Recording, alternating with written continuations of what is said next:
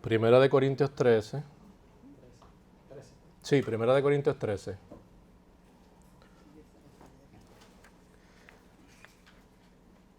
Dios bendiga a José Muñiz, que nos acompaña hoy. Ok, es la misma hojita. Está bien.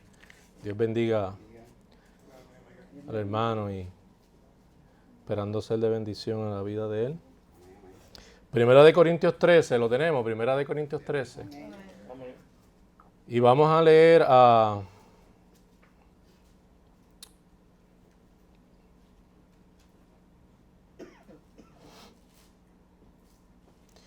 partir del verso 1. A partir del verso 1 leemos, dice, si yo hablase lenguas humanas y angélicas y no tengo amor, vengo a ser como metal que resuena o címbalo que retiñe.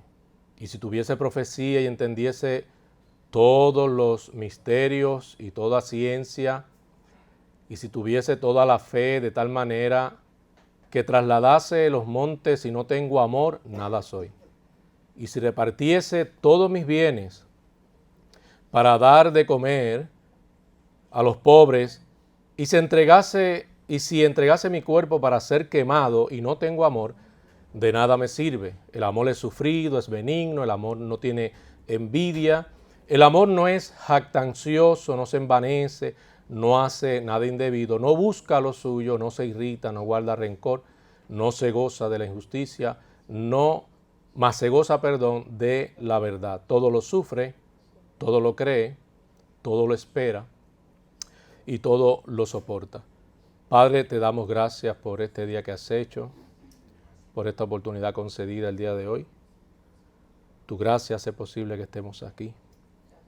Tu soberanía, oh Dios, ha hecho posible que nosotros estemos aquí hoy. Gracias, Dios, porque es seguro descansar en tu soberanía. Tú eres soberano, Señor.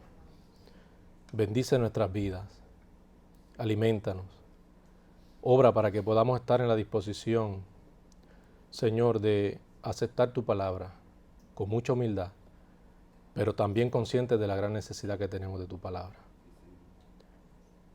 Obra, oh Dios, de manera especial y concede toda aquella petición que se haya hecho, Señor, conforme a tu voluntad y tu propósito, por Cristo Jesús. Amén. Amén. Este es un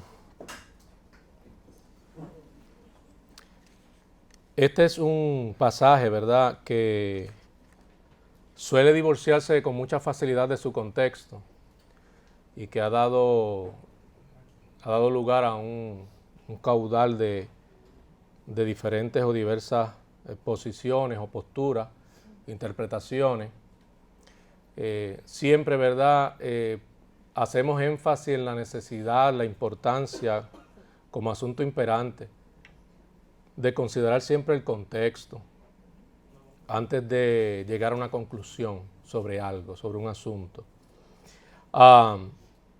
Y es triste cuando uno se topa con personas que afirman ser creyentes, ¿verdad?, pero que divorcian totalmente el pasaje de su contexto. Y eso da lugar a un sinnúmero de pretensiones, de suposiciones, ¿verdad?, que deben ser contrarrestadas basándose en lo que la Biblia verdaderamente sostiene. Cuando uno considera los principios de la interpretación bíblica, es predominante no pasar por alto que uno de los principios fundamentales es ¿cuál? La Biblia es su propio intérprete, ¿verdad? Y muchas veces vamos al texto queriéndole imponer al texto algo o buscando de alguna manera justificar, validar o respaldar algo que hemos asumido que es correcto.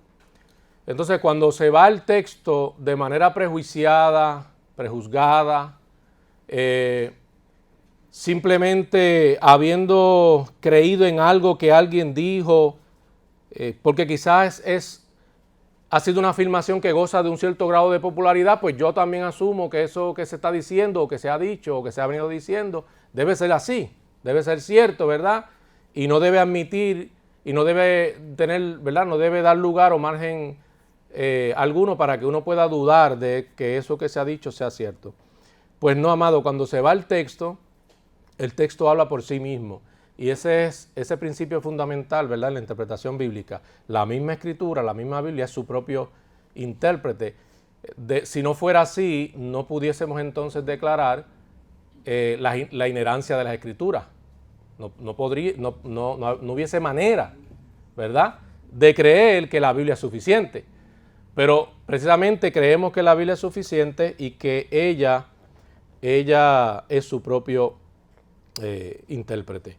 Entonces no podemos perder, el lector, el que se acerca al texto sagrado, no puede perder nunca de vista el verdadero significado de lo que se quiso transmitir, de lo que se quiso decir, de lo que se quiso afirmar, ¿verdad? Si algo guarda relación con un asunto ciertamente de doctrina o no. Si algo es normativo y aplica a todos los cristianos en las diferentes generaciones posteriores, o no era normativo y simplemente se limitaba a algo, ¿verdad?, en el contexto inmediato, según los eventos, los sucesos que en ese momento, o los acontecimientos que en ese momento estaban teniendo lugar.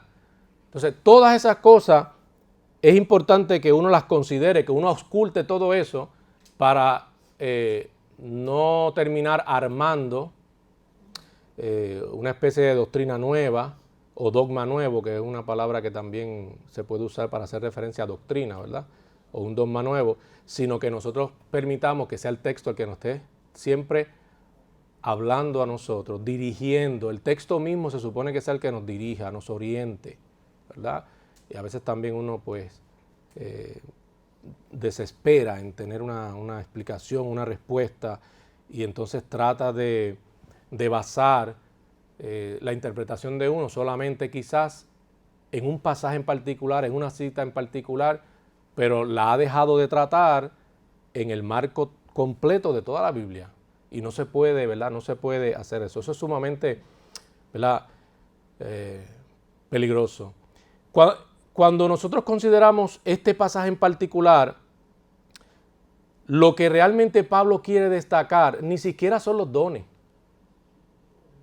Y es triste porque muchas veces el énfasis que le da la gente aquí es, cada vez que usted oye una predicación, es a los dones. Y peor aún, es en base a los dones que se llega a determinar la madurez cristiana. O si incluso es cristiano o no se es cristiano. Amado, y lo menos importante para Pablo aquí en este contexto son los dones. Lo que pasa a ser relevante en todo el libro, pero en especial en el contexto, ¿verdad?, objeto de nuestro análisis hoy, es el carácter cristiano. Y son dos cosas bien distintas y no podemos confundirlas. Una cosa son los dones, otra cosa es el carácter cristiano. Es interesante que cuando en la Escritura se habla de la importancia del buen testimonio, ¿verdad?, del que deben gozar todos los que profesan la fe cristiana o afirman, ¿verdad?, ser cristianos, siempre esto estará relacionado no a los dones, sino al carácter cristiano. Porque qué rápidamente se dice que ese carácter tiene que ser continuamente ¿qué? Probado. No los dones, el carácter probado. Cuando en la iglesia primitiva había necesidad de separar hombres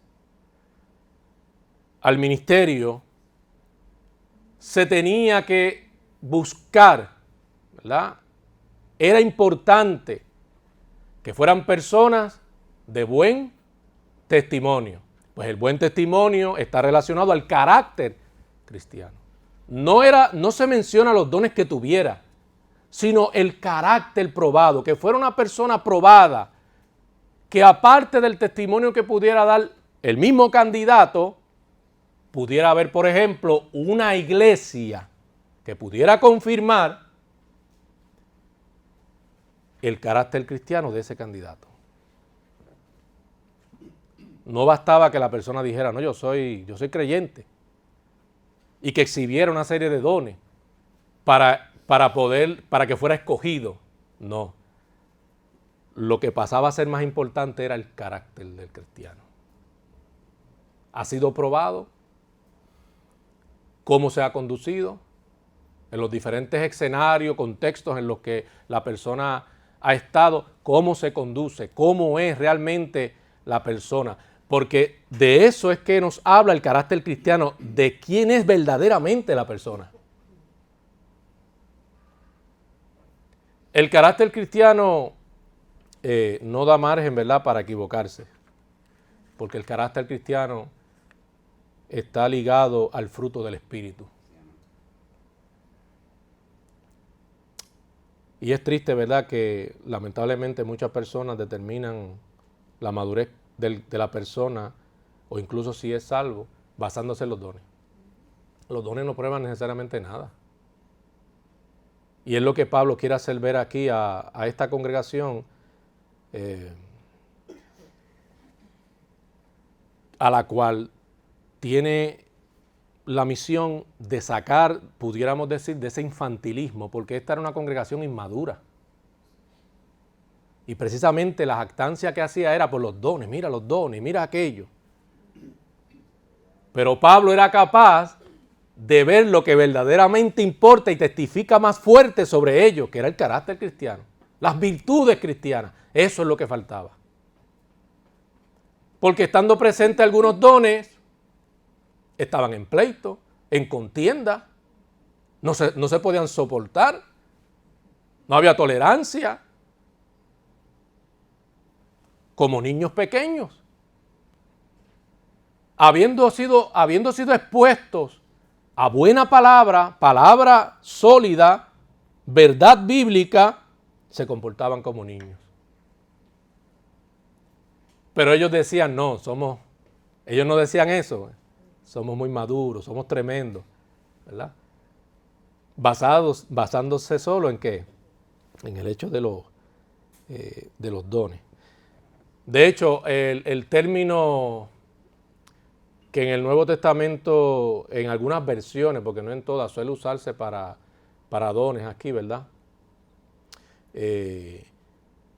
No es el mejor, porque da lugar a creer, a pensar que aquí se hace referencia, cuando Pablo está amonestando y está advirtiendo sobre esto, se hace referencia a la caridad. No tiene que ver, si bien la caridad es algo bueno y puede hablar a favor del cristianismo, no nos podemos equivocar, no tiene que ver con la caridad. O sea, no es que porque aquel da regalitos, porque aquel le lleva de comer a alguien que tiene necesidad, no es la caridad.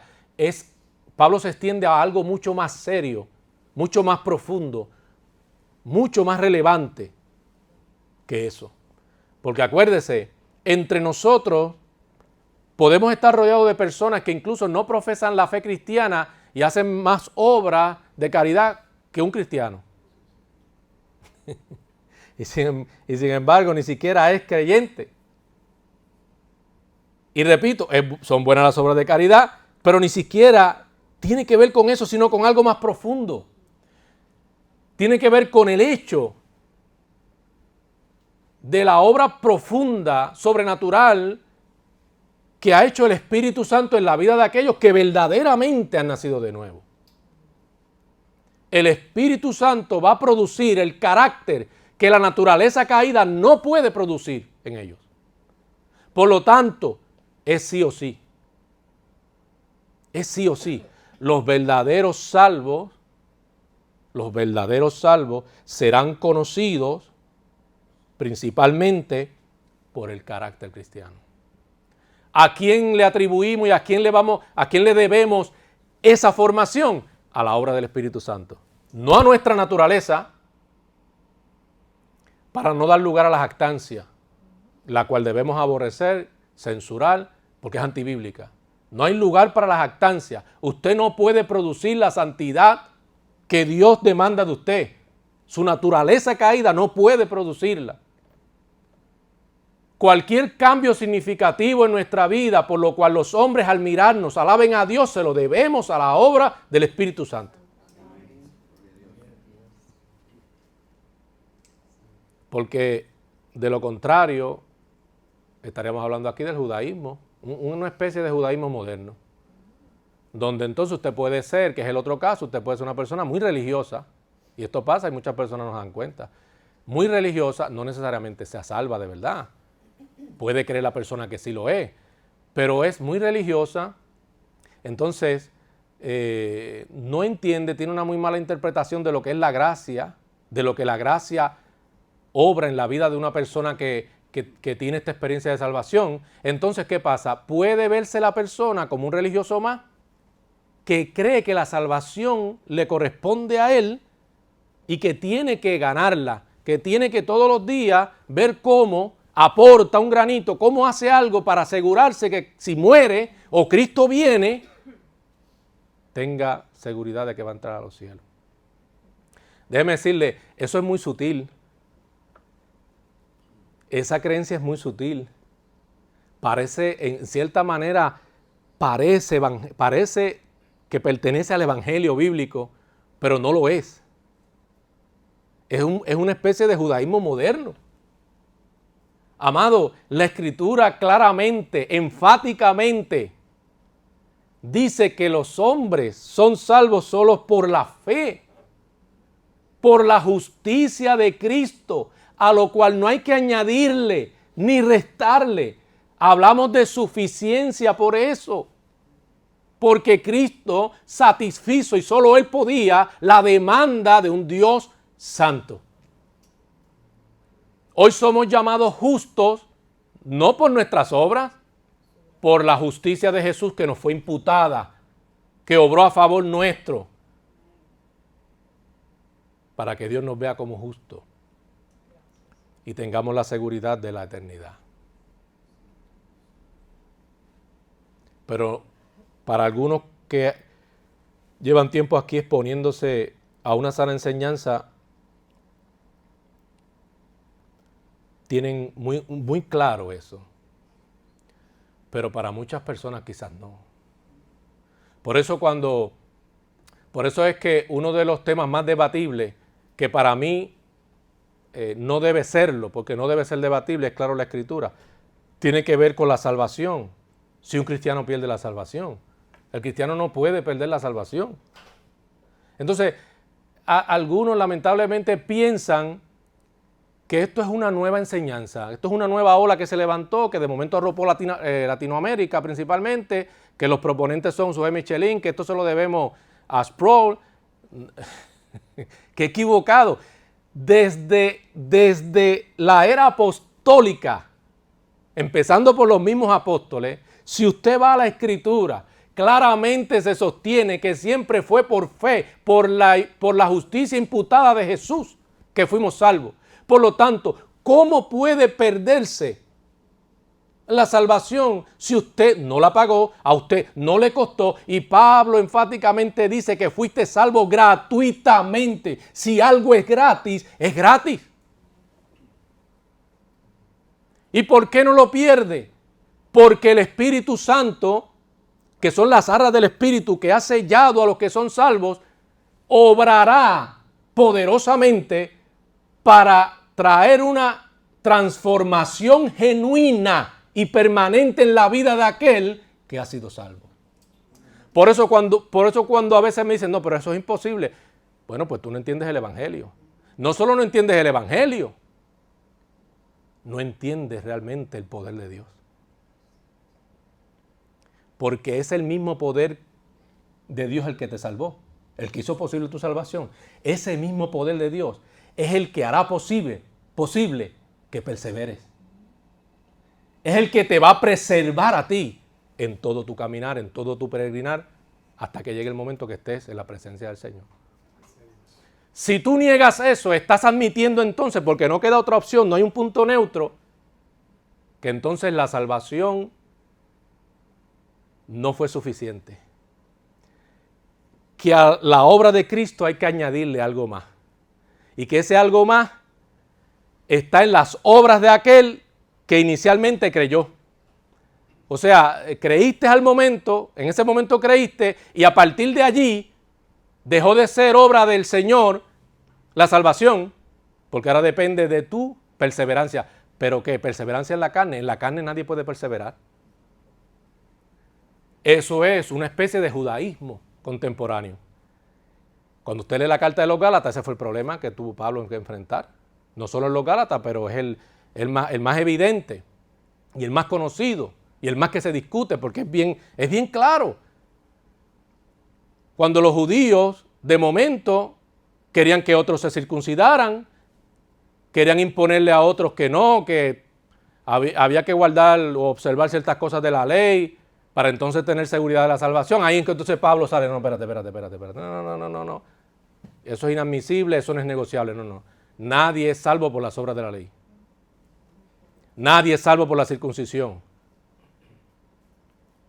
El hombre en su condición caída no puede producir la santidad que Dios desea, no puede. La carne lo que lo trata de persuadir a usted no es a buscar a Dios y amar a Dios, es a pecar.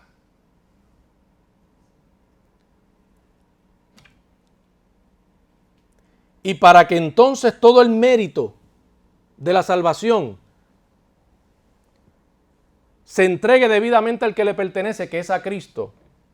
Por eso Pablo concluyó siempre que por la justicia de Cristo, solamente, únicamente, somos salvos.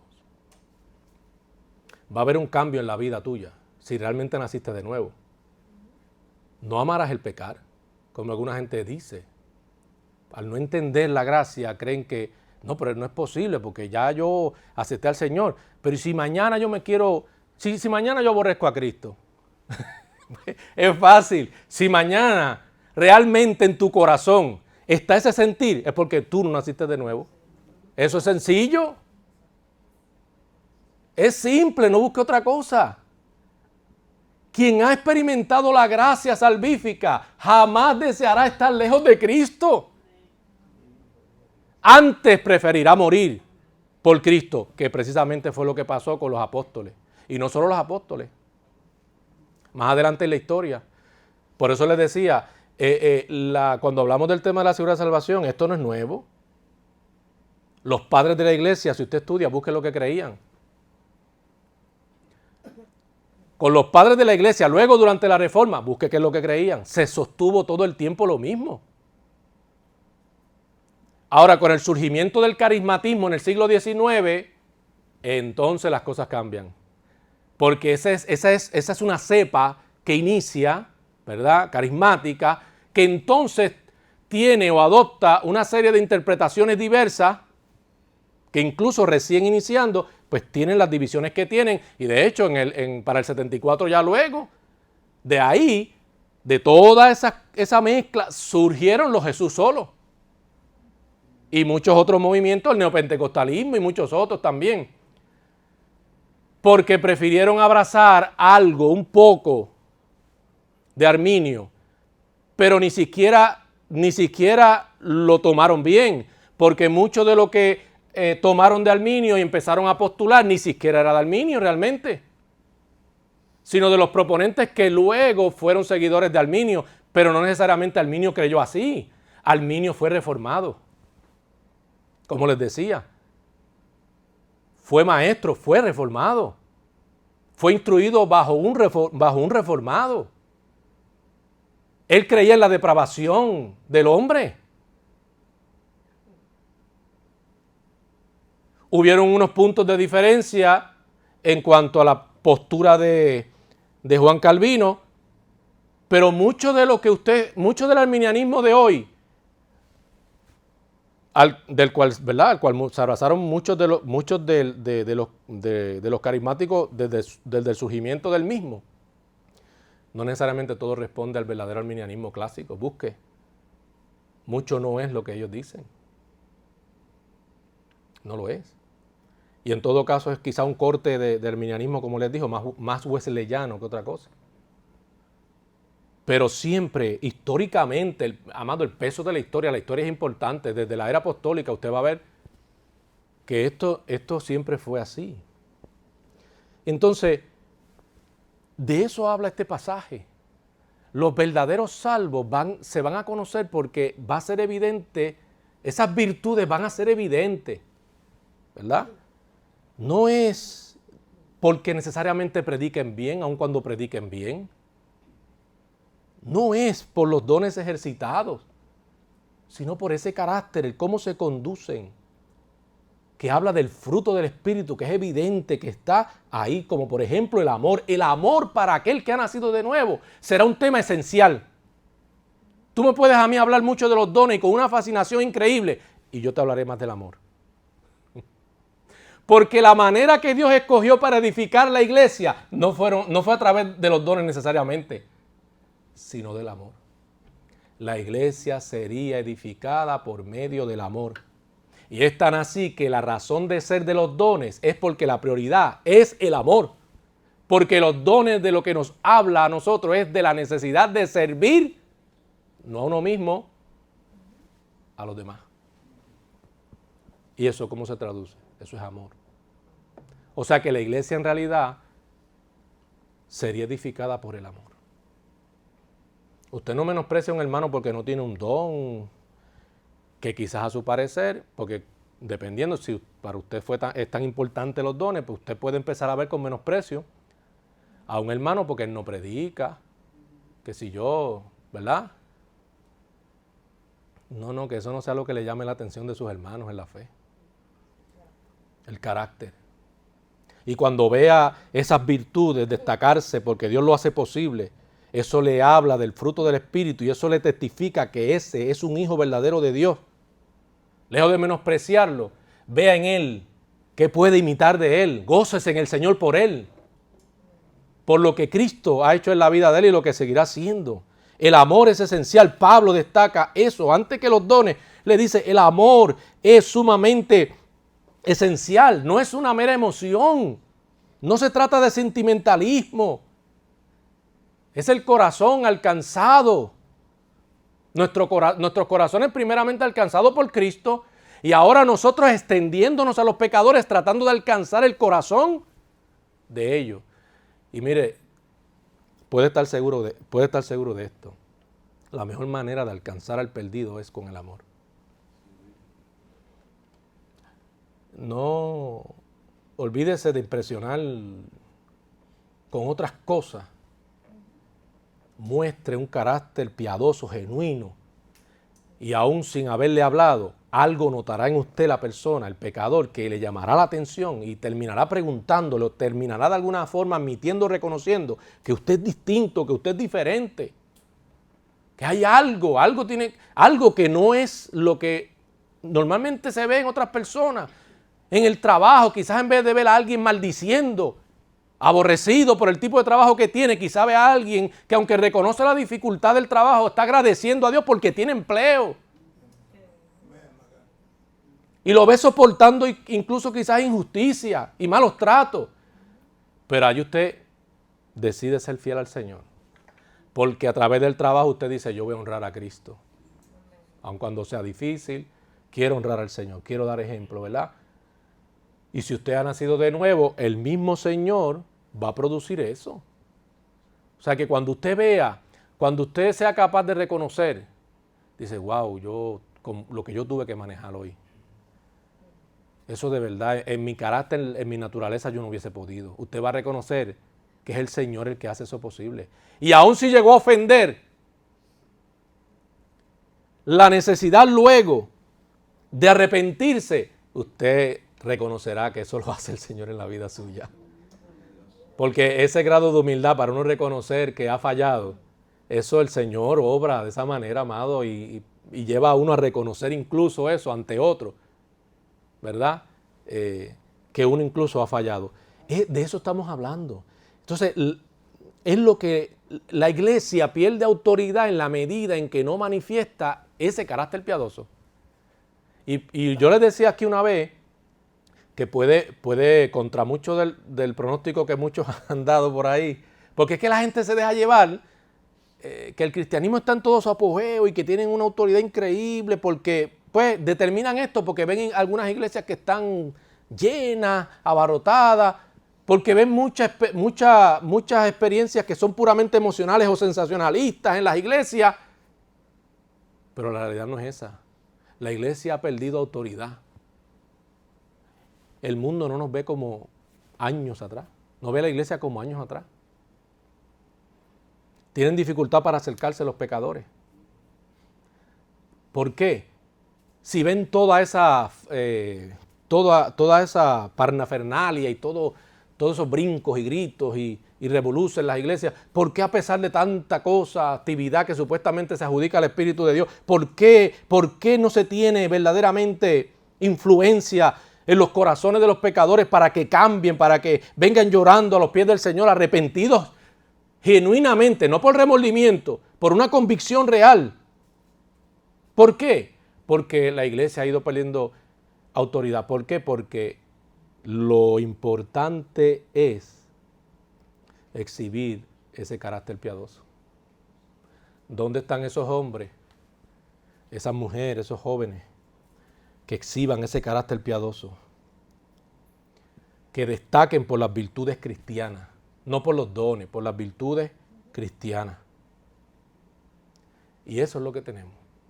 Entonces tenemos predicadores que gozan de una popularidad tremenda, pero se pasan pecando por allá, se pasan haciendo un montón de cosas, de charlatanería, aparte de que la doctrina es una totalmente torcida, pero mucha gente la ha aceptado como el evangelio bíblico. Entonces, por causa de esas personas, ¿verdad? Obviamente se juzga severamente a muchos, pero no podemos dejar de reconocer que eso habla de un problema serio de cómo la iglesia sí ha perdido autoridad en ese sentido y cómo es importante lo que Pablo está destacando aquí. ¿Sabes? ¿Qué hacemos con esto que Pablo nos dice? Porque para Pablo este es un tema predominante por encima del asunto de los dones. El tema del amor para él pasa a ser más importante y los dones es un tema secundario. Son los dones importantes aquellos que están vigentes, porque creemos que no todos están vigentes. Son los dones importantes para ministrar y demás. Claro, van a ser importantes y necesarios mientras estemos de este lado del cielo todavía. Eso será así. Pero note que para Pablo lo más importante es el que la persona que ejerce el don primeramente destaque por las virtudes cristianas. Porque verdaderamente la vida de Cristo se refleja en esa persona.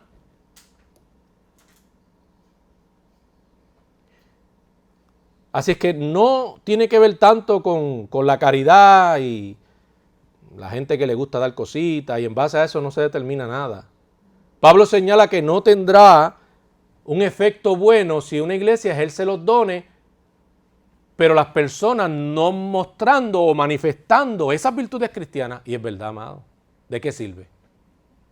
¿De qué sirve que alguien predique bien incluso? ¿De qué sirve que cualquier hermano ejercite cualquier otro don vigente hoy, pero no manifiesta la virtud cristiana? ¿De qué sirve? Pablo le dice que es como címbalo que retiñe. O sea que no aporta nada significativo y nada bueno a la congregación. Si los unos a los otros se despedazan, parecen más fieras que otra cosa, buscando la oportunidad de hacer caer a su hermano, buscando cómo le atropella, los insultos, difamación, cuántas cosas no podemos decir, ¿verdad? Antes que manifestar el temor de Dios, teniendo cuidado, amado, del uso que le damos a la lengua, ¿verdad? A nuestra lengua, a nuestro cuerpo. Incluso Pablo dice, usted puede sacrificar el cuerpo si no tiene amor. Y miren que para una persona la vida es valiosa. Imagínense que usted está dispuesto a sacrificar su vida. Si no tiene amor, de nada sirven. Entonces, ¿de qué le vale usar el don o ese oficio espiritual que Dios le ha dado si lo va a hacer para competir con otros? No, ahora tenemos líderes hablando nosotros, ¿verdad?, no usamos el término altar porque ya no existen altares, eso fue en el Antiguo Testamento, desde el púlpito. Ahora tenemos personas desde el púlpito diciendo o promoviendo un tipo de competencia cristiana. O sea, vamos a competir. Amado, ¿cuándo en la Escritura vemos nosotros que los dones sagrados o el oficio espiritual es para competir los unos a los otros? ¿En qué aporta eso? Cuando se supone que conduciéndonos con temor, reconociendo que lo que tenemos de Dios lo tenemos y es para glorificarlo a Él. Es para cumplir con la tarea que se nos ha encomendado. No es para competir. En la medida en que yo creo en que podemos competir, aun cuando a veces decimos una competencia sana, amado, eso no es bíblico, eso no se justifica, no se sustenta, porque eso siempre va a dar lugar ¿a qué? A la jactancia humana. Y si algo nosotros tenemos que aborrecer es nuestra carne. No dar lugar, ¿verdad?, a los deseos de la carne. Mira que a la carne le gusta que le adulen, todas esas cosas. Imagínense, si usted se va a poner a competir, realmente, ¿cómo eso aporta para bien? No, amado, ese no es el deseo de Dios. Así que esta iglesia estaba dividida. Y ellos solamente hacían alarde de los dones. Y claro, como es de esperarse, alguien que no tiene una verdadera madurez, a veces se jacta de ser maduro. A veces se jacta de lo menos que es. Ellos decían, no, somos tremendos, mira los dones, mira esto. Pero alguien que es maduro verdaderamente es capaz de ver lo que ellos mismos por su inmadurez no pueden ver. Entonces Pablo ve clarito lo que está pasando. Claro, Pablo lo ve clarito. Ellos estaban como el globo cuando usted lo infla a más no poder. De orgullo y de soberbia. Y Pablo, viendo claramente cómo se conducen y cómo su ejemplo testificaba de ese infantilismo, de esa carnalidad, de esa necesidad de madurar realmente. Y por eso Pablo empieza a hablar sobre la importancia del amor. Un tema que yo creo que hay que retomarlo. Claro, el amor no es justificar el pecado. El amor no es dejar de disciplinar cuando es necesario.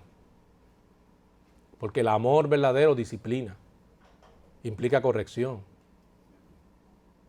para nuestro beneficio, para que entonces podamos ser formados a la imagen de Cristo. Es necesario. O sea, no es admitir cualquier cosa pecaminosa o tolerar cualquier cosa pecaminosa por el tema del amor. No, si fuera así, entonces no estamos hablando de amor. Eso no es amor. Así que la predicación incluso sin amor es puro ruido. Entonces usted ha visto quizás predicadores que incluso quizás hacen buen manejo de la palabra, ¿verdad? Pero son hostigadores, son abusadores, son maltratantes. Entonces, predican quizás correctamente, pudieran quizás predicar correctamente, pero la conducta exhibe otra cosa, ¿verdad? El carácter me dice otra cosa. Así es que tenemos que tener mucho cuidado incluso con eso. Esos liderazgos hoy que no toleran ningún tipo de cuestionamiento. Usted no puede hacerle preguntas a ciertos líderes porque usted está cuestionando una supuesta autoridad. Al ungido del Señor no lo toque. Ungidos somos todos los que estamos en Cristo, dice la Escritura. La Escritura dice que todos somos real sacerdocio, nación santa, pueblo adquirido por Dios para que anunciemos ¿qué? Sus virtudes. Aquí no hay nadie más grande que otro. Hay un respeto, hay una deferencia, bíblicamente hablando, ¿verdad?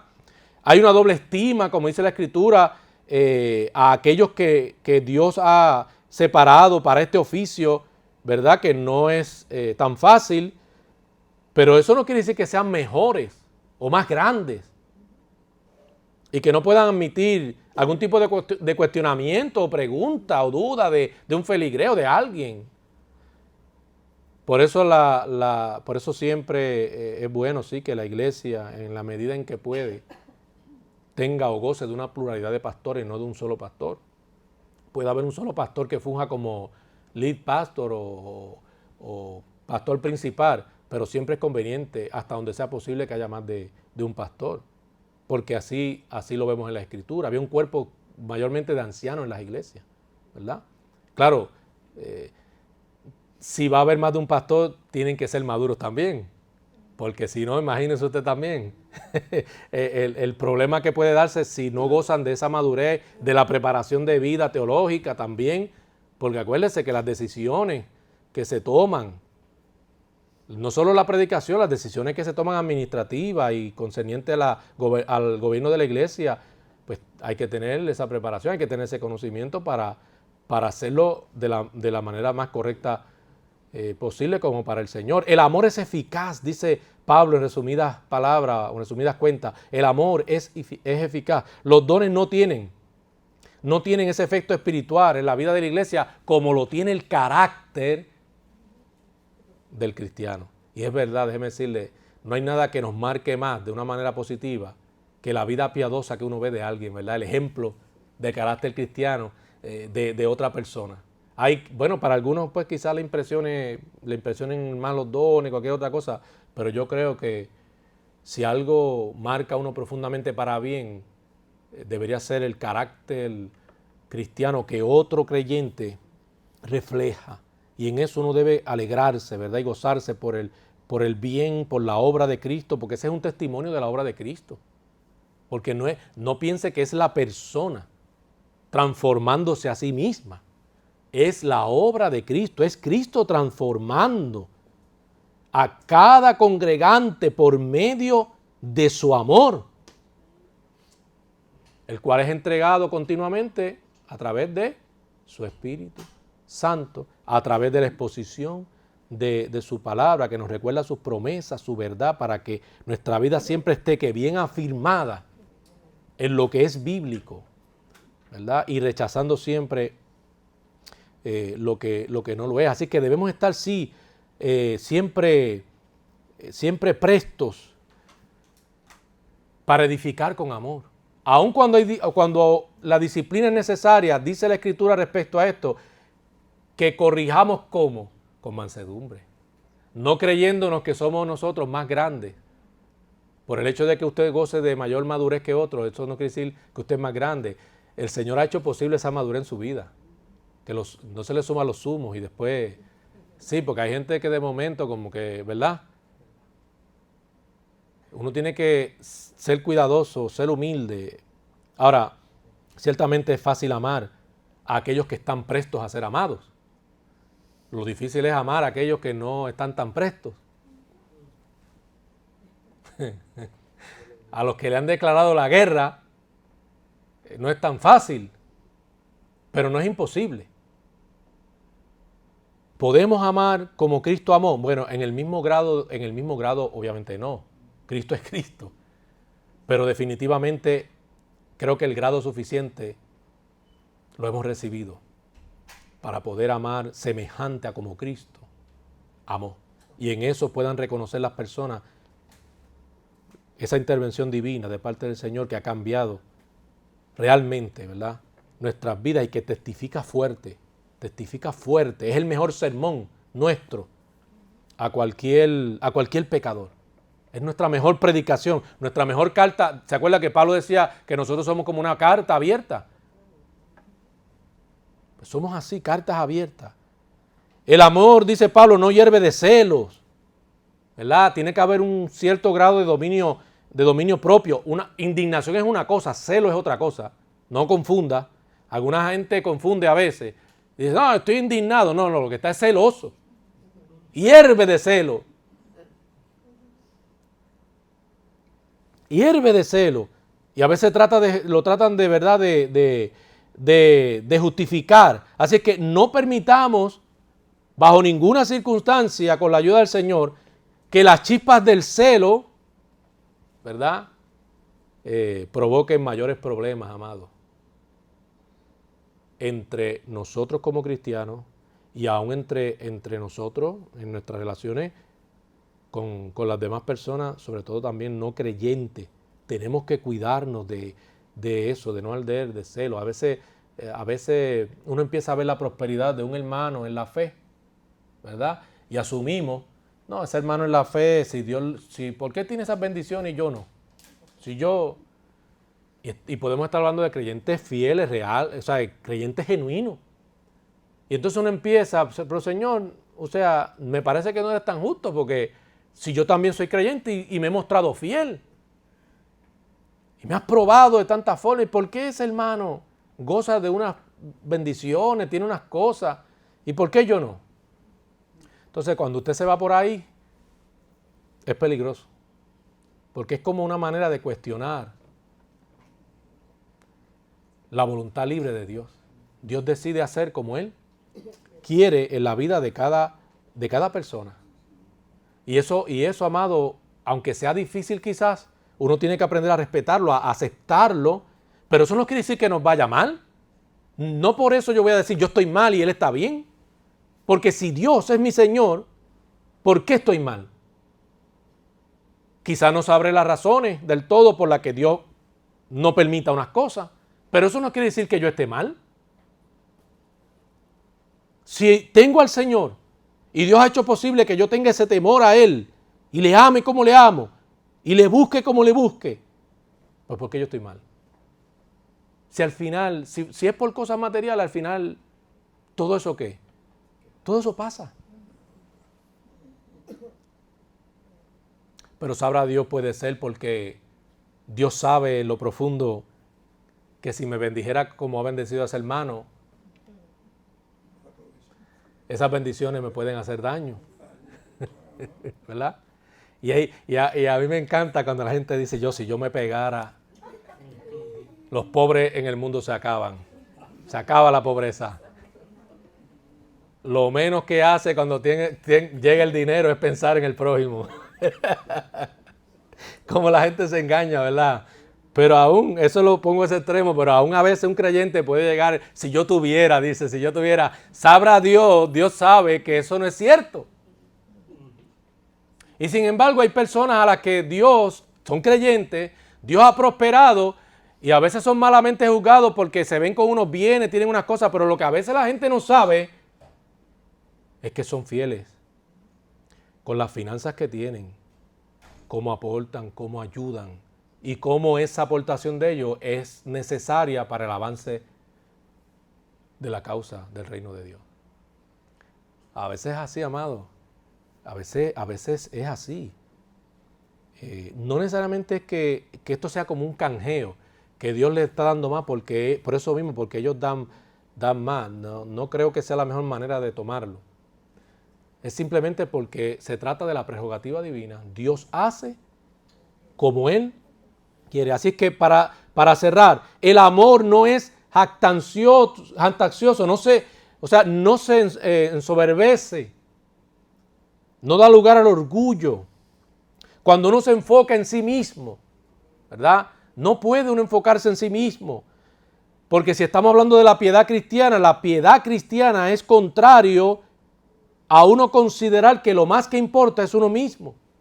Porque si uno se considera tan importante, entonces no puede ser discípulo de Cristo porque no estará dispuesto a abnegarse para entregarse por otro. ¿Cómo nos vamos a invertir en otros que tienen necesidad si para mí yo soy más importante? Y tenga cuidado con esta filosofía mundana que parece bonita y que ha entrado incluso en muchas congregaciones que dice, no, pero yo no puedo, como una vez me dijo una muchacha, una persona, fue en Facebook que yo puse algo, no acostumbro, pero esa vez lo hice, y rápido me cayeron ahí, y puso, sí, pero ¿cómo amar a otro si no se tiene amor propio? Es que ese es el desafío de Cristo. Olvídese del amor propio. Cristo dice, crucifica tu yo. Por eso mucha gente se va a perder y no podrán ser discípulos. Niégate a ti mismo, dice el Señor. Sí, porque detrás de esta filosofía usted sabe lo que está. Lo importante eres tú. O sea, si algo no te va a traer beneficio, no lo hagas. ¿Esa es la verdad cristiana? No. En la verdad cristiana sabemos que Dios nos ha llamado sin prejuicios a servir a los demás, sabiendo que no vamos a obtener muchas veces de las demás personas el bien. Esa es la verdad del cristianismo. Será incompatible para alguien que tenga esta otra filosofía, que no esté dispuesto a dejarla. Alguien que no esté dispuesto a renunciar. El Señor dijo más, lo dijo en unos términos más contundentes. Alguien que no aborrezca su propia vida, que no esté dispuesto a aborrecer su propia vida, no puede ser su discípulo. Eso es verdadera negación. De eso habla el amor aquí. O sea, si usted no es capaz de hacer sacrificio para invertirse en la vida de sus hermanos, pues le faltaría al Señor, no puede ser. No es que siempre todo lo vamos a poder hacer. Por eso somos un cuerpo. Por eso somos un cuerpo y trabajamos en equipo. Pero ciertamente no podemos también cada vez estarnos excusando y siempre decirles que somos humanos y no hacer lo que se supone que hagamos, tampoco así. Es jactancioso esa persona, la persona que suele ser, ¿verdad?, presumida, como en el caso de los corintios, se ensalzan a sí mismos y casi siempre suelen destacar cualidades, ¿verdad?, sus propias cualidades. Sí, sí. Ahora tú sabes, ahora yo soy coquet, porque es lo que está de moda ahora.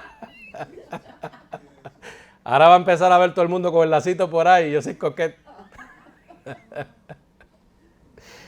Con tu invento sale,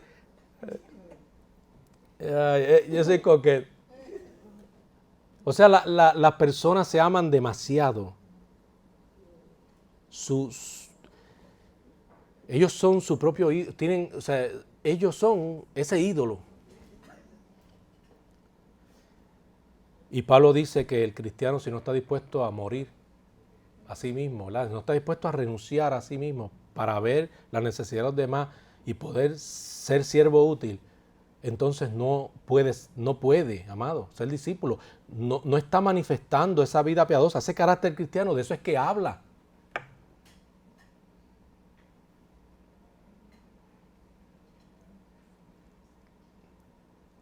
Usted ve, por ejemplo, Pedro, que en Pentecostés predica, de momento pasa un fenómeno que habla nuevos idiomas, ¿verdad?, que tiene que ver con ese don de las lenguas, y ustedes ven lo que pasó allí, ¿verdad?, y las conversiones fueron muchas.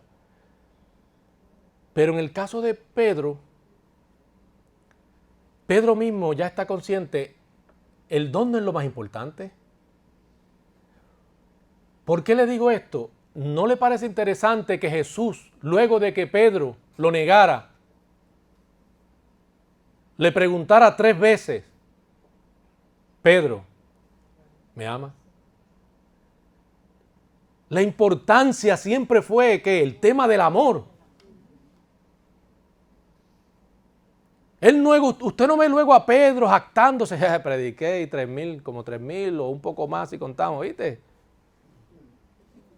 ¿Ah? Y esperando la adulación de los demás. Dale, que lo que yo logré. Y eso empezando. Usted ve una genuina humildad. Y aunque Pedro predica y esto pasa, Pedro en el fondo sabe lo importante era el amor.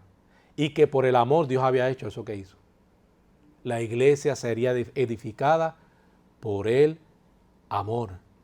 El amor no se irrita, ¿verdad? Sigue diciendo. No alberga pensamientos malos. Eso de guardar rencor, amado, si usted está guardando rencor de hace un tiempo, tiene que soltar eso, lleve eso a la cruz. Abandone eso. Eso lo consume a usted mismo, primeramente. Y no es fácil, quizás fue trágico lo que vivió, lo que le hicieron, pero en el Señor, dice Pablo, tenemos la fortaleza. Su amor nos hace capaces a nosotros de perdonar genuinamente, de no guardar rencor, no pensar ya en alguien con odio, deseándole que muera. Total, si no se arrepiente ya Dios se encarga. Se va a encargar de todas maneras, ¿verdad? Porque sabemos que Dios no tendrá por inocente al culpable. Así que, ¿por qué cargar con eso?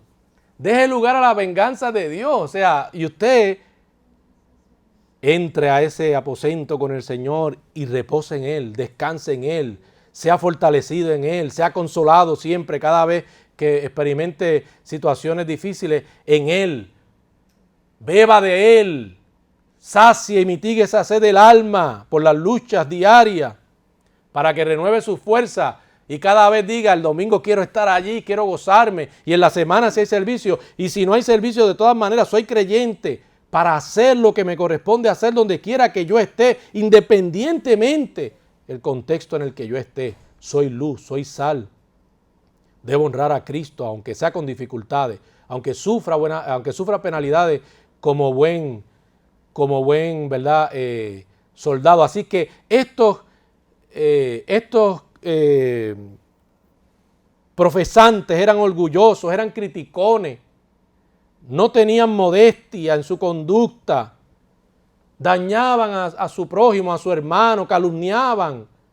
Y eso es lo que Pablo aborrece, y es lo que Pablo censura, y es lo que debemos estar dispuestos todos nosotros a censurar en nuestra propia vida.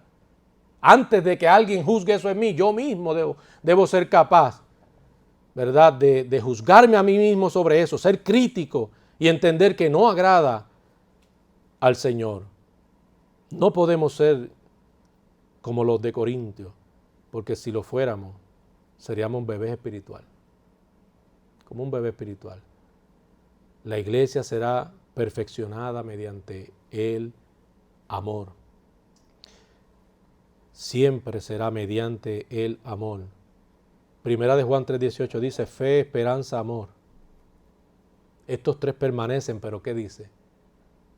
Para siempre, pero dice, el amor es el mayor de ellos, porque la cualidad distintiva de Dios siempre ha sido ¿cuál? Siempre ha sido ¿qué? El amor.